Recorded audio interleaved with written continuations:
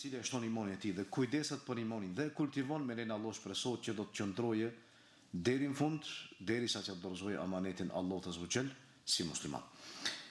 Ajo që do të filloj fillimisht është ajeti ku Allah azza wa jall përmend dhe thot innamal mu'minuna alladhina idha dhukira Allahu wajilat qulubuhum wa idha tuliyat alaihim ayatu zadatuhum imana. Allahu tha që besimtarët të vërtet janë ata të cilët kur u përmendet Allahu, se kur e kujtojnë Allahu, kur përmendet Allahu, u rrënqethen zemrat e tyre. Kur e lexojnë atyre ajetet, atyre u shtohet imani. Kjo pjesa e fundit që Allahu xhela ka përmend që shtohet imani, do thotë që ata realisht e dëgjojnë leximin e Kuranit kur atyre u lexohet. Edhe pasi që e dëgjojnë, ata normalisht që e meditojnë, ndalin i kujtojnë ato argumente dhe pastaj kjo ndikon që të shtohet imani. Do thotë që lidhshmëria e Kuranit me njeriun është një prej faktorëve që e shton imanin.